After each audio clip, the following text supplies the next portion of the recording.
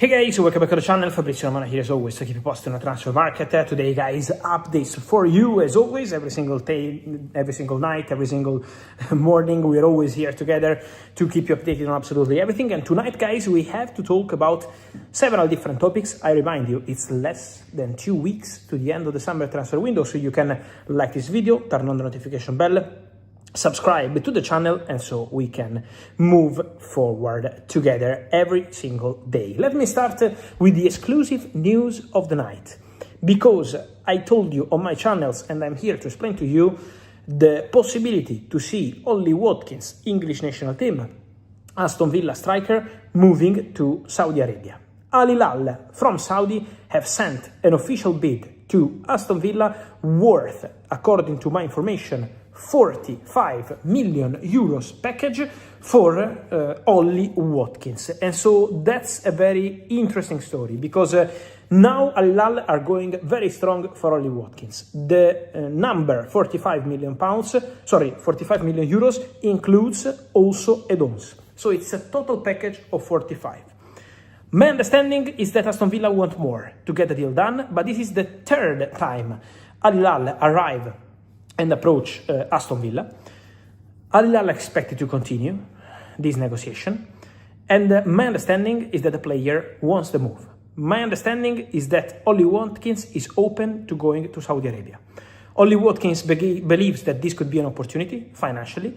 It's also a very big club in Saudi Arabia, so it's not a normal club. Al Hilal is a really, really important club. So Watkins is keen on the move. Aston Villa are negotiating. At the moment, 45 million euros package is still not enough to convince Aston Villa, but the negotiation is still ongoing. And so let's follow the situation, because it's open. Then, talking about strikers, guys, and that's important, we have to discuss also about Darwin Nunez. I think there were some lies, to be honest, on Darwin Nunez in the last 3, 4, 5 days.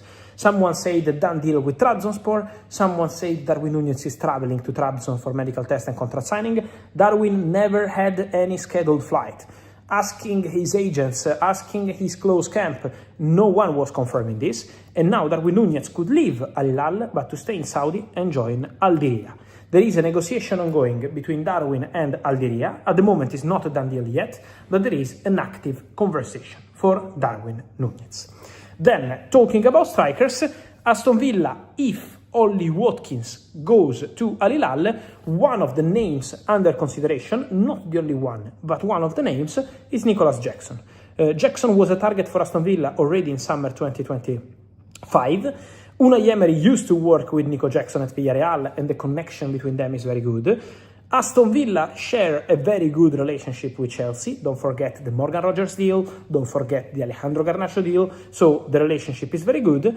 And so Nico Jackson could be a target for Aston Villa. Remember that Jackson to Aston Villa could only happen on a permanent transfer, because Villa cannot loan another player from Chelsea for Premier League regulations.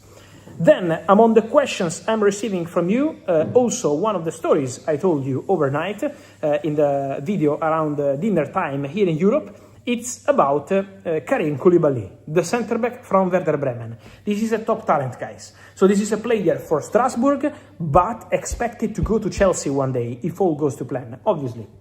Strasbourg are trusting the player for the present and the future, but if the development will go as they believe at Bluco Group, the ownership group of Strasbourg and Chelsea, Koulibali could end up at Chelsea one day. The deal is done. The deal has been agreed tonight for 20 million euros fix, no add-ons, and sell-on clause to Werder Bremen. So Koulibali will now travel for medical test and contract signing. Deal done for the defender. Then, talking about more stories around, a lot of drama in the last 24 hours around Bruno Fernandes. Someone said that Bruno Fernandes rejected a contract proposal from Manchester United and that Bruno could leave on a free transfer in summer 2027. Let me clarify 2 things, guys, on this. First point, living on a free. Bruno is out of contract in 2027, but there is an option to extend the contract for 1 more season. So Manchester United are absolutely protected. And the relationship Bruno-Man United is still a very important relationship. Bruno is a United legend, a top player who will stay forever in terms of memory. So to leave on bad terms is not on Bruno Fernandes' style. First. Second, it's not about rejecting a contract. It's about negotiating. That's different. To say no and to say, I want this, you want that, let's try to find a solution. For sure, Bruno Fernandes and Man United today, while I'm recording this video, don't have an agreement on the new contract. But for sure, Manchester United and Bruno Fernandes are negotiating. And the negotiations are ongoing. The relationship is very good. Bruno is not a normal player. Bruno is the captain of Manchester United. Man United are in love with Bruno. Man United are finally back into Champions League football, and Bruno will be a big part of the squad. Michael Carrick believes Bruno is a very important player, so there is no reason to create panic or drama around this. There is a negotiation, there is a conversation, let's see how it goes. But it's about the salary, and don't forget that Rashford returned to Man United, and so the salary of Rashford is obviously a point. Then there is the length of the contract, that's an important point, and then there is the release clause, because Bruno has a release clause into his current contract at United around 65 million euros, and now they have to understand.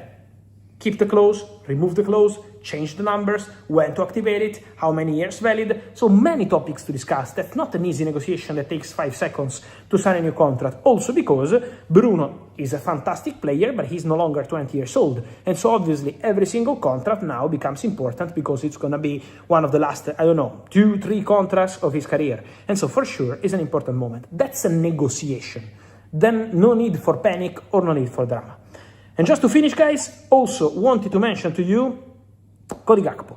Because for Cody Gakpo, Tottenham remain in conversations. I know in the last 24, 48 hours, the rumors around the story are that the deal is not happening, the deal is off, the deal is not going through. But my understanding is that the negotiation for Cody Gakpo to Tottenham is still ongoing. That Cody Gakpo is open to joining Tottenham, that personal terms are not a problem, so the deal remains on. The deal remains underway, and Cody Gakpo to Tottenham Hotspur is still absolutely on. Then they need to reach a financial agreement, and that's not a detail.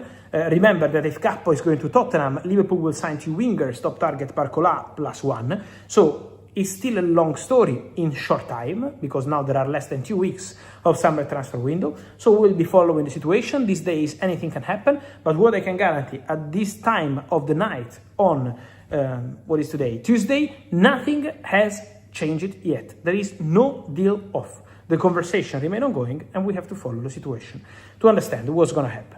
So guys, let me know your opinion on all these stories. Ollie Watkins, Darwin, Jackson, Bruno, Gakpo, Koulibali, many stories as always. Remember guys to like this video, turn on the notification bell, subscribe to the channel, stay ready because we are here every single day with all the updates. It's been a crazy day with Rodri to Barcelona. Plenty more of news are coming. Don't forget that Cancelo will be official in the next days, but is not in danger. I think we said everything, and I will see you soon.